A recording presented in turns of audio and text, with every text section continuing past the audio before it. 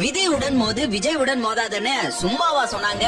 ஐயா எடப்பாடி பழனிசாமி அவர்களே, களமெட்டுல உங்களை தான் போட்டு பொலன்னு பொழந்துட்டு இருக்காங்க. நம்மளும் ஸ்டார்ட் பண்ணிடலாமா?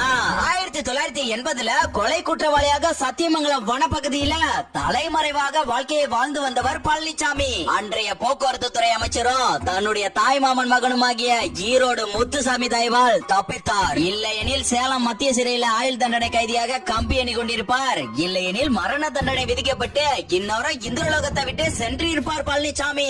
ஊழலுக்கு பேர் போனவர் பழனிசாமி. 692 கோடி ரூபாய் ஊழல் தொடர்பாக முன்னாள் முதலமைச்சர் எடப்பாடி பழனிசாமியிடம் விசாரணை நடத்த.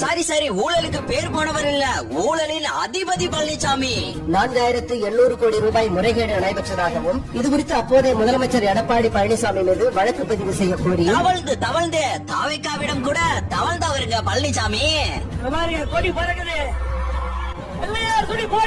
புரட்சி தலைவர் எம்ஜிஆர், புரட்சி தலைவி அம்மா, இவங்க எல்லாருமே தலைமை தாங்கிய அதிமுகவை அசிங்கப்படுத்தியவருங்க பழனிசாமி. பாஜகவுடன் கூட்டணி வைக்க கூடாது என்று புரட்சி தலைவி அம்மா ஸ்ட்ராங்கா சொல்லியும் பணத்தோட பேராசையால பாஜகவிடம் மண்டியிட்டவருங்க இந்த பழனிசாமி. தூத்துக்குடியில் துப்பாக்கி சூடு நடத்தியவர் பழனிசாமி, மக்களை கொன்றவர் பழனிசாமி. அது மட்டும் இல்லாம கூட இருப்பவர்களிடமே துரோகியாக மாறியவர் பழனிசாமி. அடுத்து நீட் தேர்வை தடுக்க இல்ல, அதை பற்றி மத்திய அரசிடம் பேச தகுதியற்றவர் பழனிசாமி. ஏன்னா பாஜகவோட கூட்டு களவாணியா இவர் தான். இவர் எப்படிங்க நீட்டுக்கு குரல் கொடுப்பாரு?